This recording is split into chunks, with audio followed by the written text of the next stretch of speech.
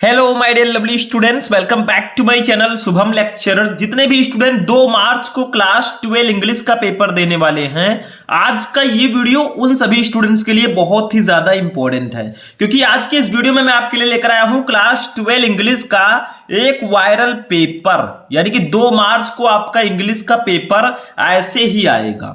बहुत सारे स्टूडेंट कहते हैं सर इंग्लिश का पेपर कैसा आएगा, क्या बहुत ज्यादा टफ आता है या इजी आता है या फिर एवरेज आता है। ठीक है, तो आज मैं आपको बताऊंगा कैसा आएगा 12th इंग्लिश का पूरा पेपर, यानी कि पूरे पेपर मैं आपको इस वीडियो में समझाऊंगा। तो अगर आपका भी टारगेट है कि इस बार हम 12th इंग्लिश में 100 में 99 प्लस लेकर आए, तो आज के इस वीडियो को शुरू से लेकर लास्ट तक देखना, और पूरे पेपर का मैं सॉल्यूशन भी कराऊंगा, ज्यादातर सॉल्यूशन भी मैं आपको प्रोवाइड कराऊंगा। ठीक है, तो ये 12th इंग्लिश का एक वायरल पेपर है, ऐसे ही आपका पेपर इस बार 2 मार्च को आने वाला है। तो चलिए आज की इस क्लास को स्टार्ट करते हैं। बहुत ही इंटरेस्टिंग क्लास है, सेक्शन ए से लेकर सेक्शन डी तक कैसे कैसे क्वेश्चंस आएंगे, किस प्रकार के क्वेश्चन आते हैं, सब कुछ मैं इस वीडियो में बताऊंगा। और जो पेपर मैं इस वीडियो में लेकर आया हूं, इस पेपर से बहुत सारे क्वेश्चन हर साल आते हैं, तो इस बार भी पूरे के पूरे चांस है कि इनमें से क्वेश्चंस आपके एग्जाम में आए। तो देखो कुछ इस प्रकार से आपका पेपर रहेगा, इंग्लिश 2024। यहां पे पेपर कोड लिखा रहेगा, इस साइड में आपका रोल नंबर और नेम रहेगा, मतलब आप अपना नेम और रोल नंबर लिख सकते हैं पेपर में। ठीक है, कॉपी में सिर्फ आपको रोल नंबर ही लिखना होगा।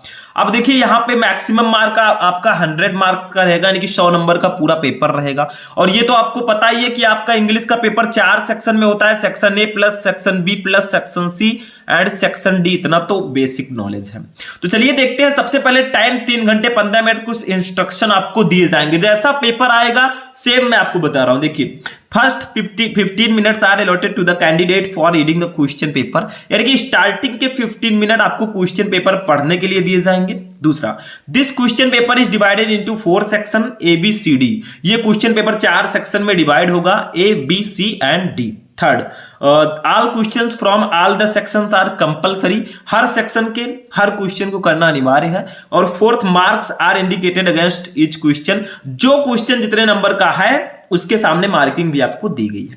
देखो सबसे पहले हमारा सेक्शन ए आएगा रीडिंग सेक्शन में सिर्फ एक अनसीन पैसेज होता है जो कि 15 नंबर का होता है, इसमें कुछ है नहीं। देखो आपको एक पैसेज दे दिया गया यहां से लेकर यहां तक, ये छोटा भी हो सकता है बड़ा भी हो सकता है। ठीक है, इसके नीचे इसी पैसेज से रिलेटेड क्वेश्चन दिए जाएंगे, जैसे ए वाला क्वेश्चन है 3 नंबर, बी वाला क्वेश्चन 3 नंबर का, सी डी 3 नंबर, और ई वाला वोकैबुलरी रहेगा 3 नंबर का, यानी कि टोटल आपका 15 नंबर का सिर्फ अनसीन पैसेज आता है। और सेक्शन ए में आपका सिर्फ अनसीन पैसेज ही होता है। ठीक है, तो देखिए यहां पे सबसे पहले इसको पढ़ते हैं थोड़ा सा। देखो मैं कुछ हिंदी मीनिंग भी आपको बताऊंगा यहां पे, ठीक है, ताकि आपका प्रॉब्लम सॉल्यूशन हो जाए। वैसे बहुत सारे पेपर और इंग्लिश की कॉपी कैसे लेंगे, इंग्लिश की मैराथन क्लासेस में आपको ऑलरेडी प्रोवाइड करा चुका हूं। ठीक है, इसमें हम समझेंगे कि कैसे आपको मतलब पूरा पेपर सॉल्व करना है, पूरा पेपर कैसा आएगा। और सेक्शन सी जो आपका है ग्रामर, उसका पूरा सॉल्यूशन भी मैं आपको बताऊंगा।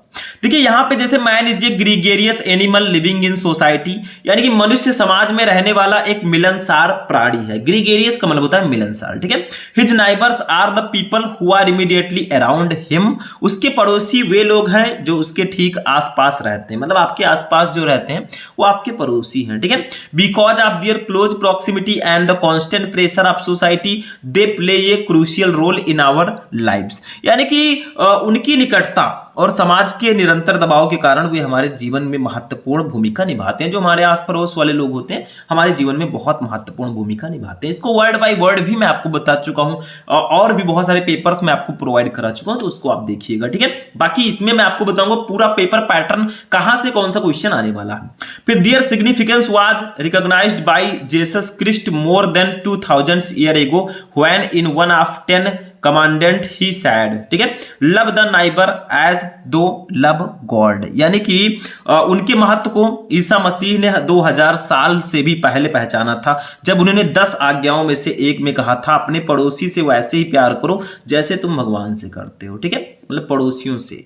आगे देखिए, it subscribes to the view that God is present in all human being. ठीक है, और इस दृष्टिकोण का समर्थन करता है कि ईश्वर सभी मनुष्यों में मौजूद है, मतलब सभी लोगों के अंदर ईश्वर मौजूद है। जैसा कहा जाता है कि ईश्वर हमारे चारों तरफ होते हैं, ठीक है, मतलब मौजूद हैं, ऐसा बोला जाता है, ठीक है। आगे देखिए, by loving our neighbors we should not only have peace and happiness but would also come closer to God, ठीक है। यानी कि अपने पड़ोसियों से प्रेम करके हमें ना केवल शांति और खुशी मिलेगी बल्कि हम ईश्वर के भी करीब आ जाएंगे, ठीक है। लेकिन हर प्रकार से हर जगह पे अलग अलग लोग अलग अलग तरीके के होते हैं, ठीक है, तो यहां पे आपको ध्यान रखना है, ठीक। आगे देखिए, just as love begets love similarly if we show love and compassion to our neighbours they are bound to reciprocate, ठीक है। यानी कि हम जितना ज्यादा यदि हम पड़ोसियों के प्रति प्रेम और करुणा दिखाते हैं तो वे भी प्रत्युत्तर देने के लिए बाध्य होते हैं, मतलब वो भी उतना ही प्रेम करेंगे। तो आपको ऐसे इस पूरे अनसीन पैसेज को पढ़ना होगा। बहुत सारे स्टूडेंट कहेंगे सर मुझे जैसे ये समझ में नहीं आता, कैसे इसका आंसर लिखेंगे ढूंढ ढूंढ के। तो देखिए, आंसर आपको ढूंढना आना चाहिए। बहुत सारे स्टूडेंट होंगे जिनको हिंदी मीनिंग इसका निकालना नहीं आता होगा, ठीक है, तो उनके लिए क्या ट्रिक है, देखो। सबसे पहले क्वेश्चन है, why is man called a gregarious animal, यानी कि मनुष्य को मिलनसार जानवर क्यों कहा गया है, ठीक है। तो देखिए यहां पे इसका आंसर आपको मिल जाएगा, man is gregarious animal because of his need, देखिए यहां से because of their close proximity and the constant pressure of society they play crucial role in our lives. यहां तक अगर आप लिख देंगे बस हो जाएगा। देखो, man is gregarious animal living in society, his neighbours are the people who are immediately around him because of their close proximity and the constant pressure of society they play crucial role in our life. तो यहां से because से यहां तक अगर आप लिख देंगे 3 नंबर आपका कंप्लीट हो जाएगा। तो कोई जरूरी नहीं है कि आपको हिंदी मीनिंग आता है तभी आप इसको सॉल्व कर पाए, ऐसा कंपलसरी नहीं है। आपको क्वेश्चन का आंसर इसी में ढूंढना है, बहुत आसानी से आप ढूंढ सकते हैं। बी देखो, what crucial role do our neighbours play in our lives, यानी कि हमारे पड़ोसी जीवन में क्या महत्वपूर्ण भूमिका निभाते हैं, ठीक है। तो यहां पे सब कुछ दिया गया है। देखो, love the neighbor at दो love it, subscribe to the view that God is present in all human being। देखिए, by loving our neighbors we should not have peace and happiness but would also come to our God, ठीक है। ऐसे आपको इसमें से ढूंढ के लिख देना है। तो how is loving our neighbor equal to loving God, यानी कि अपने पड़ोसियों से प्यार करना भगवान से प्यार करने के बराबर क्यों है, ठीक है। तो जितनी भी चीजें हैं सब इसी में से आपको ढूंढ ढूंढ के लिखना होगा, ठीक है।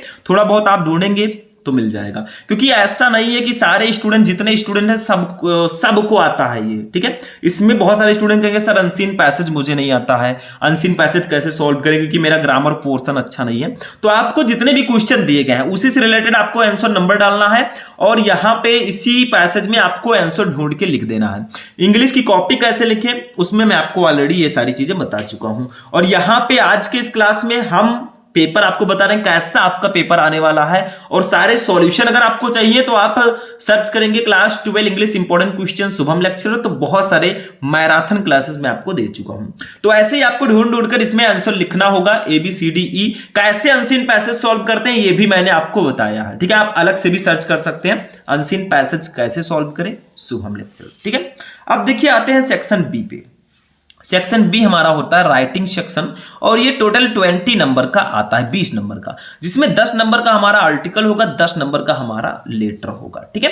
तो यहां पे इसको कैसे सॉल्व करें, देखो स्टूडेंट मैंने आपको अलग से आर्टिकल और लेटर सब कुछ बता रखा है। अगर आप लोग सर्च करेंगे class 12 English important article Shubham lecturer, जितने भी आर्टिकल मैंने बताया है सब आपको मिल जाएंगे और वो बहुत इंपॉर्टेंट आर्टिकल है, ठीक है। ऐसे ही अगर आप लोग लेटर को सर्च करते हैं class 12 English important letter Shubham lecturer, तो आपको क्लास मिल जाएगी। और वही चीज मैं यहां पे बताऊंगा, तो डबल मेहनत, ठीक है। आप सर्च करके देख लीजिए, थोड़ा स्मार्ट तरीके से आपको स्टडी करना होगा ताकि मैं आपके लिए नए नए कंटेंट्स और भी बहुत सारी इंपॉर्टेंट चीजें आपके लिए प्रोवाइड करा सकूं, ठीक है।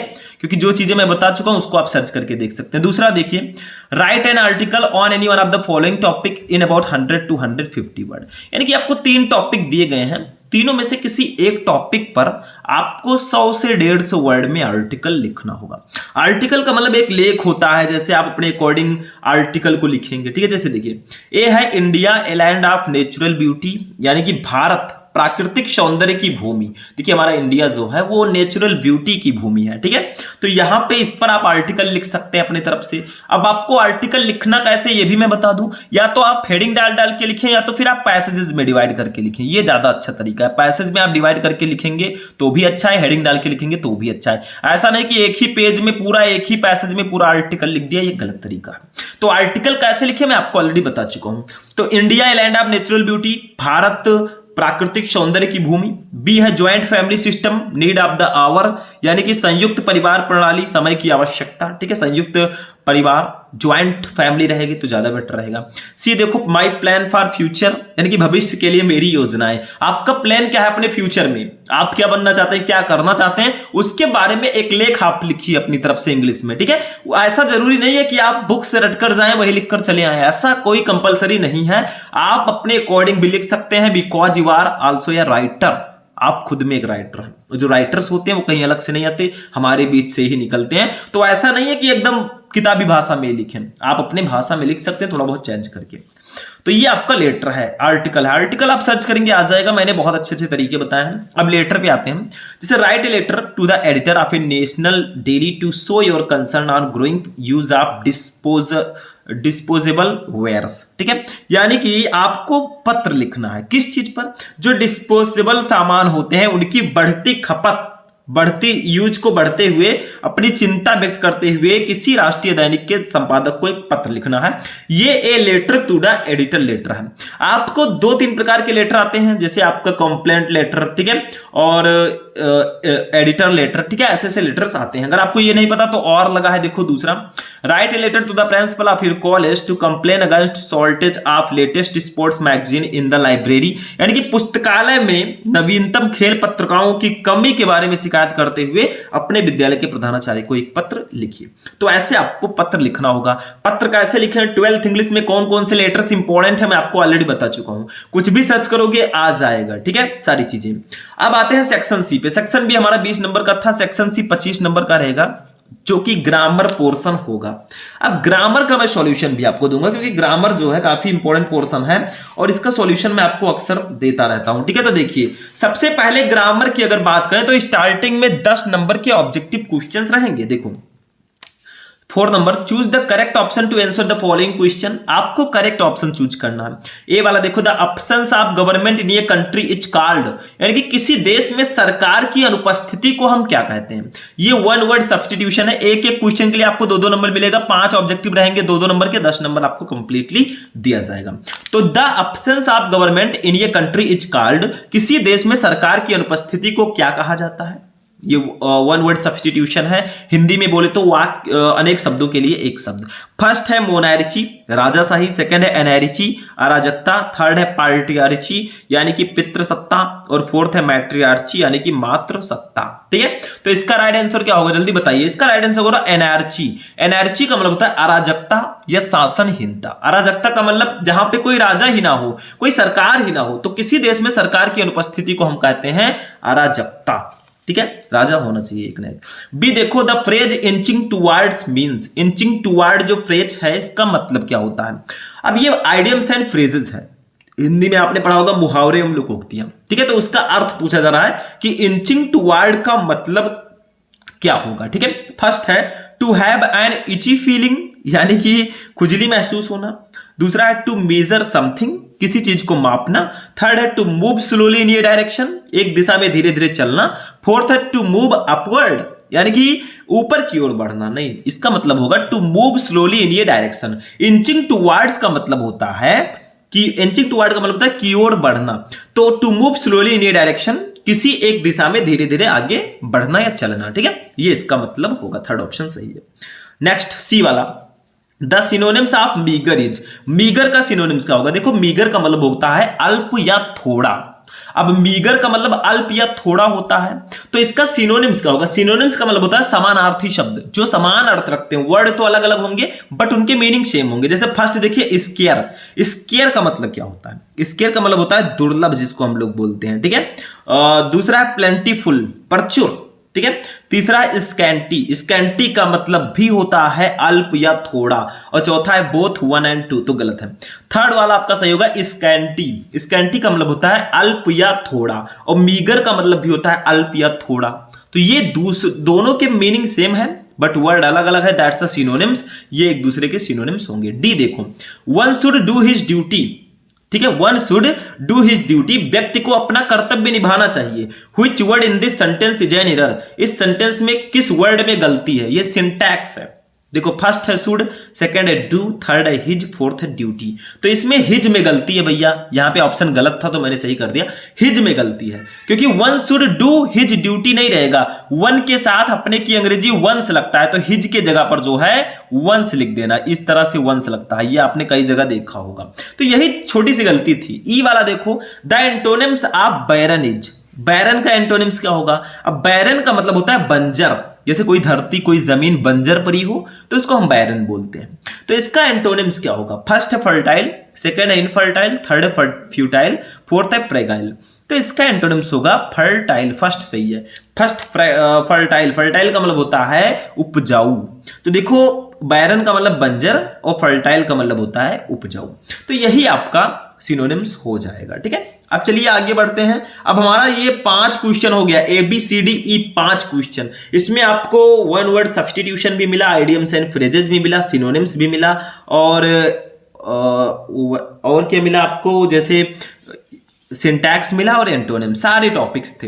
बट अलग से आपको डायरेक्ट इनडायरेक्ट सिंथेसिस ट्रांसफॉर्मेशन ये सारी चीजें भी दी जाती हैं 2-2 नंबर में। तो अब उनकी बारी है, ठीक है, इनको हम सॉल्व करेंगे। देखो सबसे पहले 5 नंबर क्वेश्चन है, change any one of the following in indirect speech. दोनों में से किसी एक को इनडायरेक्ट स्पीच में आपको कन्वर्ट करना होगा, आपको एक ही करना है। मैं दोनों बता रहा हूं क्योंकि अभी हम एग्जाम में नहीं बैठे हैं, हम यहां पे प्रैक्टिस कर रहे हैं। देखो फर्स्ट क्वेश्चन है, I said don't waste your time, मैंने कहा अपना समय बर्बाद मत करो। तो यहां पे डोंट वेस्ट योर टाइम ये क्या है, कौन सा सेंटेंस है, बता सकते हो? दैट्स अ इंपरेटिव सेंटेंस, ये आदेशात्मक वाक्य है। तो यहां पे जब हम इसका इनडायरेक्ट में कन्वर्ट करेंगे तो कैसे करेंगे? देखो अब यहां पे एक चीज ध्यान दो, आई सैड मैंने कहा डोंट वेस्ट योर टाइम, अपना समय बर्बाद मत करो। तो मैंने किससे कहा? मैंने उससे कहा अपना समय बर्बाद मत करो। तो यहां पे हिम छिपा हुआ है, यहां पे आई सैड टू हिम भी हो सकता था। तो जब हम इसको इनडायरेक्ट में बदलेंगे तो यहां पे लिखेंगे आई। अब देखो डोंट वेस्ट योर टाइम, अपना समय बर्बाद मत करो, यहां पे एडवाइस दिया जा रहा है तो हम सैड के स्थान पर एडवाइज्ड लिख देंगे, सैड टू के स्थान पर, ठीक है। यहां पे हिम छिपा है, आप हिम ऐसे लिख सकते हैं, ठीक है, आई एडवाइज्ड हिम। अब देखिए क्या करना है, यहां पे डोंट है, अगर डोंट नहीं होता तो हम टू लगाते, लेकिन यहां पे पहले नॉट लिखेंगे, नॉट टू बेस्ट, ठीक है, बेस्ट। अब देखिए योर टाइम, योर है सेकेंड पर्सन का प्रोनाउन, ये बदलेगा ऑब्जेक्ट से। अब देखो ऑब्जेक्ट था ही नहीं, अगर मैं यहां पे हिम ना लिखता तो आप योर को किससे बदलते? कुछ था ही नहीं, तो हिम यहां पे मानना पड़ेगा। मैंने अपनी मर्जी से नहीं माना, बिना माने आप इसको चेंज ही नहीं कर पाएंगे। तो योर बदलेगा हिम से, तो यहां पे अपने की अंग्रेजी हिज हो जाएगी, बेंट बेस्ट हिज टाइम। बस ये आपका इनडायरेक्ट में कन्वर्ट हो चुका है, ठीक है। तो फर्स्ट क्वेश्चन हो गया। दूसरा क्वेश्चन देखिए, तो इसीलिए मैंने कहा था आप हिम मानिए। दूसरा, my teacher said to him, मेरे अध्यापक ने उससे कहा, you can send your application online to, आप अपना एप्लीकेशन ऑनलाइन भी भेज सकते हैं। तो यहां पे इसमें कौन सा टेंस है, सेंटेंस कौन सा है बताओ? सेंटेंस आपका ये है अफर्मेटिव सेंटेंस, असर्टिव सेंटेंस जिसको बोलते हैं। और कैन कुड का, कैन का यूज हुआ है तो इसको इनडायरेक्ट में बदलेंगे तो ये कुड में बदल जाएगा, बस यही होता है, ठीक है। तो यहां पे इसको कैसे करेंगे, my teacher, my teacher, said to के स्थान पर टोल्ड हो जाएगा भैया, क्योंकि असर्टिव सेंटेंस है तो यहां पे सैड टू के स्थान पर टोल्ड लिखते हैं, हिम हो जाएगा, बीच में कंजक्शन डैट का यूज होगा क्योंकि ये असर्टिव सेंटेंस है। यू है सेकंड पर्सन का प्रोनाउन, बदलेगा ऑब्जेक्ट से, ऑब्जेक्ट है हिम, हिम के लिए सब्जेक्टिव केस ही यूज करेंगे, ठीक है, क्या यूज करेंगे? ही। कैन बदल जाएगा कुड में, कैन बदल गया कुड में, ही कुड। सेंड आपका सेंड ही रहेगा, सेंड। योर है सेकंड पर्सन का प्रोनाउन, बदलेगा हिम से, हिम है आपका, क्योंकि सेकंड पर्सन का प्रोनाउन हमेशा ऑब्जेक्ट से बदलता है। मैंने एक ट्रिक बताया था, फर्स्ट पर्सन का प्रोनाउन सब्जेक्ट से, सेकंड का ऑब्जेक्ट से, थर्ड पर्सन में नो चेंज। तो ये सन वाला ट्रिक याद रखिएगा। योर बदलेगा हिम से तो यहां पे हिज हो जाएगा, ठीक है। ही कुड सेंड हिज एप्लीकेशन, ठीक है।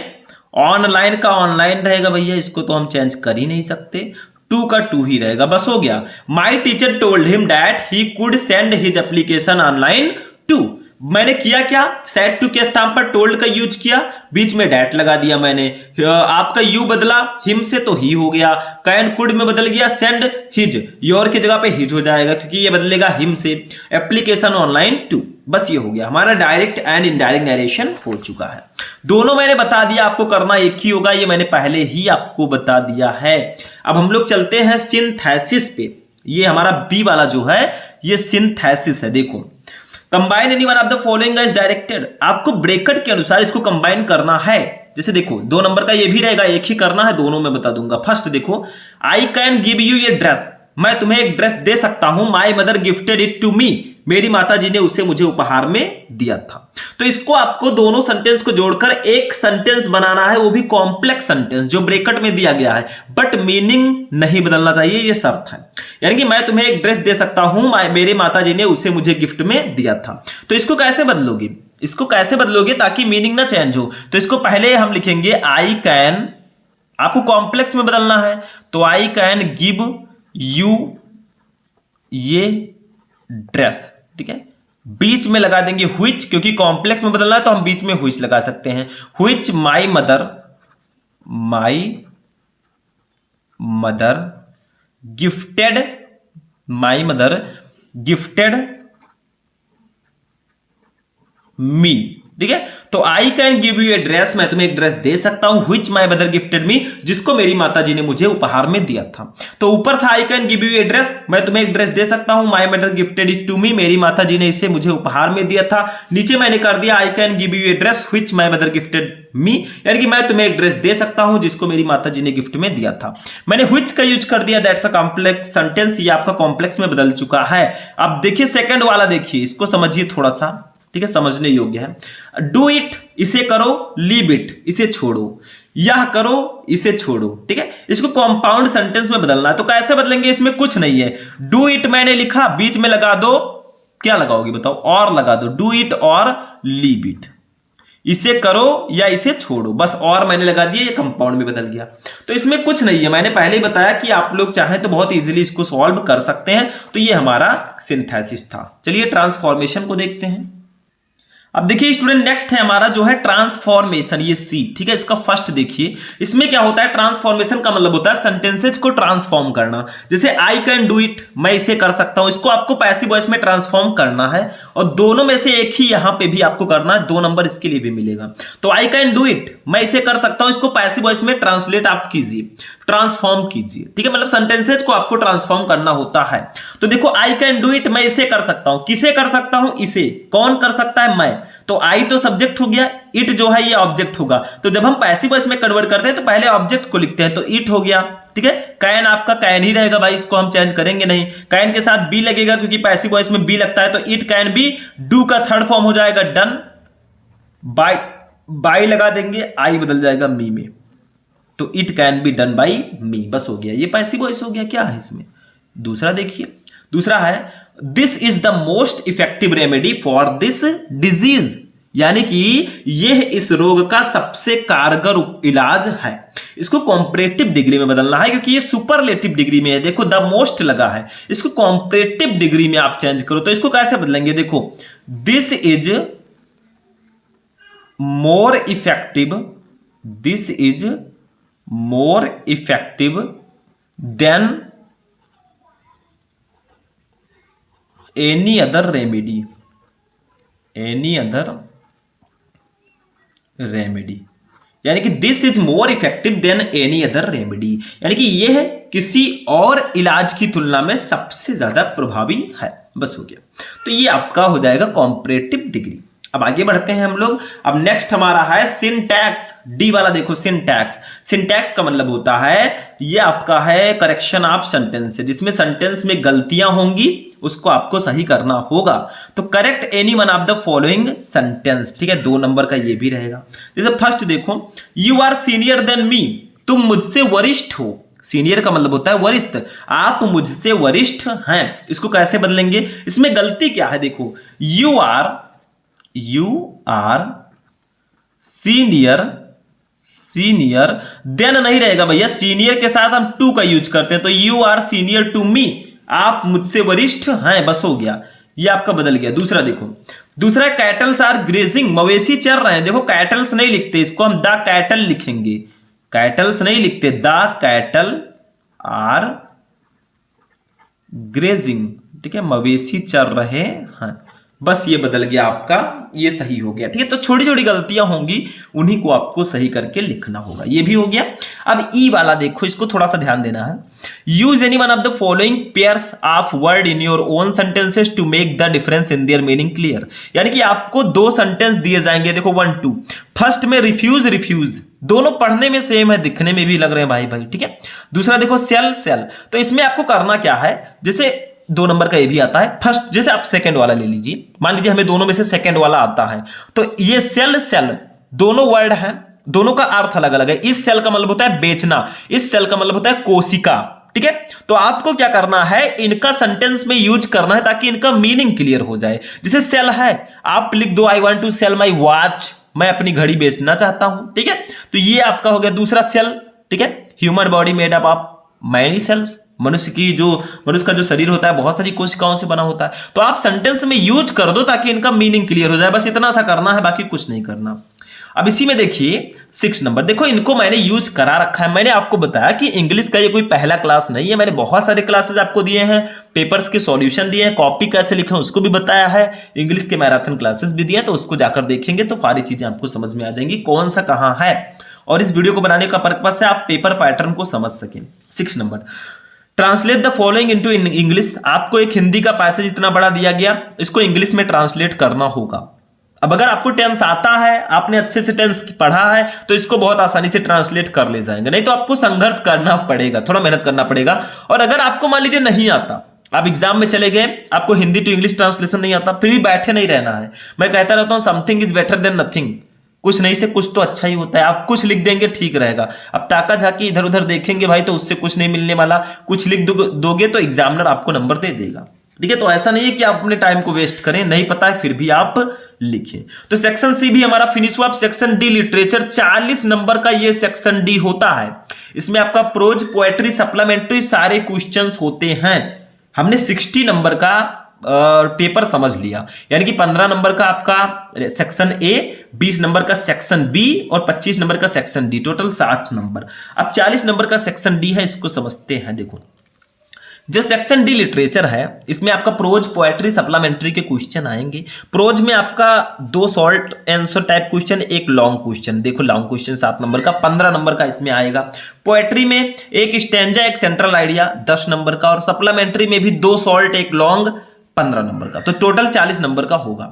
सेक्शन ए देखो 7 number, answer the following questions in about 40 word. आपको 2 क्वेश्चन दिया गया है, इसका आंसर आपको 40 शब्दों में देना है। एक क्वेश्चन के लिए 4 नंबर, 2 क्वेश्चन रहेंगे, 8 नंबर आपको दिया जाएगा। देखो ए वाला, who are the inhabitants of Seemapuri, यानी कि सीमापुरी के निवासी कौन है, ये हमारे लॉस्ट स्प्रिंग चैप्टर का क्वेश्चन है। What do they do for their survival, यानी कि अपने अस्तित्व के लिए वो क्या करते हैं, अपने जीविका के लिए वो क्या करते हैं, ठीक है। तो ये बहुत ही इंपॉर्टेंट क्वेश्चन, अगर पता है तो करो, नहीं तो ऑप्शन मिलेगा। देखो हु वाज राजकुमार शुक्ला, राजकुमार शुक्ला कौन थे। What did he do to bring Gandhi ji to Champaran, यानी कि गांधी जी को चंपारण लाने के लिए उन्होंने क्या किया, ठीक है। तो दोनों में से आप किसी एक को कर दें, 4 नंबर आपको दे दिया जाएगा। अब बी वाला देखो, ठीक है, तो आपको दोनों में से एक ही करना होगा, ठीक। ये आपका हो गया। जैसे ये आपका जो क्वेश्चन है लॉस्ट स्प्रिंग से है, ये इंडिगो से है। तो मैंने आपको कुछ इंपॉर्टेंट चैप्टर्स बताए हैं, जैसे आपका स्टार्टिंग के 4 चैप्टर बहुत इंपॉर्टेंट है, उनकी क्वेश्चंस को आपको पढ़ लेना है। इंग्लिश के मैंने बहुत सारे क्वेश्चन पढ़ाए हैं, आप class 12 English important question search करोगे आ जाएगा, ठीक है। चैप्टर वाइज मैंने पढ़ाया है। अब देखिए बी वाला, Why did Mr. Hamel blame parents and himself for not paying proper attention to study of French, ठीक है। यानी कि ये क्वेश्चन जो हमारे हैं किस चैप्टर से है, ये हमारे चैप्टर नंबर 1 से द लास्ट लेसन। इसका मतलब है कि Why did Mr. Hamel blame parents and himself for not paying proper attention to study of French, यानी कि श्री जो हैमल फ्रेंच के अध्ययन पर उचित ध्यान न देने के लिए माता पिता और खुद को क्यों दोषी मानते हैं, या और लगा है Why did the peddler consider the world as a rat trap, यानी कि फेरी वाले को ऐसा क्यों लगा कि ये पूरा संसार एक चूहेदानी है और हम सब चूहे हैं, ठीक है, ऐसा क्यों लगा। ये द रैट ट्रैप चैप्टर का क्वेश्चन है, ये द लास्ट लेसन चैप्टर का है। तो दोनों में से एक ही करना होगा। देखो इसमें से दोनों में से एक, इसमें से दोनों में से एक, आपको 8 नंबर दे दिया जाएगा। लॉन्ग में देखो 8वां question, answer any one of the following question in about 80 word. आपको 2 क्वेश्चन दिए जाएंगे, दोनों में से किसी एक क्वेश्चन का आंसर 80 शब्दों में देना होगा। जैसे देखो all we have to fear is fear itself, यानी कि हमारे पास सब कुछ डर तो सब कुछ है पर डर तो डर ही है। Justify this statement on the basis of the lesson deep water. तो आपको क्या करना है, डीप वाटर चैप्टर के आधार पर इस कथन को सिद्ध करना है कि हमारे पास सब कुछ हो फिर भी डर तो डर ही है। बी देखो, describe the plight of rag pickers as depicted in the lesson the lost spring, यानी कि आपको द लॉस्ट स्प्रिंग पाठ में दर्शाए अनुसार कचरा बीनने वालों की दुर्दशा का वर्णन करना है। आखिर वो कैसे अपनी दिनचर्या को चलाते थे, ठीक है, तो उसको आपको वर्णन करना है। तो दोनों में से कोई एक करना है तो आप कर सकते हैं, इसी में से लॉन्ग क्वेश्चन आएगा। 9 नंबर देखो, read the following extract carefully and answer the question that follow. ये आपको पोएट्री आ गया। पोएट्री में सबसे पहले स्टैंजा रहेगा 6 नंबर का, ठीक है। इसमें क्या क्या रहेगा इसको समझ लो। जैसे आपको एक स्टैंडर्ड दे दिया गया, and the old familiar ache my childhood fear but all I said was see you soon Amma all I did was smile and smile and smile. ये हमारे माई मदर 66 चैप्टर का सेंट्रल आइडिया है। अब जो आपको स्टैंजा दिया गया उसी से रिलेटेड 3 क्वेश्चन ABC दिए जाएंगे, आपको उसका आंसर लिखना होगा। तो इसके लिए आपको चैप्टर पढ़ना बेहद ज्यादा जरूरी है, तो चैप्टर पढ़ोगे इजी रहेगा। 10 नंबर देखो, सेंट्रल आइडिया, और ये टॉपिक फिक्स होता है हमारे 12th में। देखो write the central idea of any one of the following poem, 4 number का। जैसे देखो 3 है आपके, keeping quiet, a thing of beauty, aunt Jennifer tiger. तो ये चैप्टर तो हमारे में है नहीं, इसको मैं कट कर देता हूं। इसके जगह पर my mother eight 66, my mother, ये टॉपिक फिक्स होता है, ठीक है, एट 66। ये टॉपिक आपके 12th में फिक्स होता है। तो आपको क्या करना है, जो तीनों सेंट्रल आइडिया यहां पे लिखा है बस इन्हीं 3 को पढ़ लो, आपका 4 नंबर फिक्स। और मैंने आपको बताया है class 12 English important central idea Shubham lecture search करोगे तो आपको ये तीनों सेंट्रल आइडिया एक ही वीडियो में मिल जाएंगे, तो जाकर देख लो। पोएट्री भी हो गया 10 नंबर का। आप सप्लीमेंट्री पे आते हैं 8 नंबर का। इसमें भी प्रोज की तरह रहेगा, पहले 2 शॉर्ट आंसर टाइप क्वेश्चन, फिर एक लॉन्ग क्वेश्चन रहेगा, ठीक है। देखो क्वेश्चन आपका क्या है, काफी ज्यादा इंपॉर्टेंट क्वेश्चन है। देखो ए वाला, what thing on the third level bear different from those on the other levels, यानी कि थर्ड लेवल पर कौन सी चीजें अन्य लेवल से भिन्न थी, ठीक है। और लगा है, ये द थर्ड लेवल चैप्टर का क्वेश्चन है। या तो फिर आप describe the environmental features of Antarctica, यानी कि अंटार्कटिका के पर्यावरणीय विशेषताओं का वर्णन करो। तो दोनों में से एक ही करना है। ये आपका किस चैप्टर से है, द थर्ड लेवल से, और ये आपका है journey to the end of the earth से। बी देखो, why did the Maharaja decide to suffer the huge loss instead of allowing the British officer to get photographed with the hunted tiger, यानी कि महाराजा ने ब्रिटिश अधिकारी को शिकार किए गए बाघ के साथ फोटो खिंचवाने की अनुमति देने के बजाय भारी नुकसान उठाने का फैसला क्यों किया। और लगा है, why was Joe not happy with Jack's ending of Roger Skunk story, यानी कि जैक द्वारा रोजर स्कंक के अंत में जो खुश क्यों नहीं था, ठीक है, ये बताना है। तो दोनों में से एक ही करना है। 12 नंबर देखो, long question, answer any one of the following question in about 80 word. 7 number का ए है, what brings Derry closer to Mr Lamb, यानी कि क्या चीज जो है डेयरी को मिस्टर लैम्ब के करीब लाती है। बी देखो, what impression of Sadao as a doctor as a human being do you form on the basis of the story the enemy, यानी कि द एनिमी कहानी के आधार पर आप एक डॉक्टर और एक इंसान के रूप में सदाओं के बारे में क्या धारणा बनाते हैं, डॉक्टर सदाओं के बारे में। तो ये काफी ज्यादा इंपॉर्टेंट द एनिमी चैप्टर से, ठीक है, और ये on the face of it chapter से है, तो काफी ज्यादा इंपॉर्टेंट है, ठीक है। तो ये जो मैंने आपको क्वेश्चंस बताए और पूरा पेपर समझाया, ऐसे ही पेपर आपका आएगा। और मैंने आपको पहले ही बता दिया कि इसमें से ज्यादातर टॉपिक मैं आपको ऑलरेडी पढ़ा चुका हूं। आप चाहे आर्टिकल सर्च करें, लेटर सर्च करें, इंग्लिश के क्वेश्चन सर्च करें, सेंट्रल आइडिया सर्च करें, सब कुछ मैं आपको ऑलरेडी बता चुका हूं। पेपर आपका ऐसा ही आएगा। इसमें आपने एक आइडिया लगा लिया होगा कि ऐसा इस बार पेपर आने वाला है, ठीक है। हो सकता है थोड़ा बहुत इजी आ जाए या थोड़ा टफ आ जाए, तो आपको अपनी तैयारी पर भरोसा रखना है, बाकी आगे जो होगा देखा जाएगा। तो आज का क्लास यहीं पर फिनिश होगा। हम लोग मिलेंगे नेक्स्ट वीडियो में नेक्स्ट टॉपिक के साथ। तब तक के लिए जय हिंद।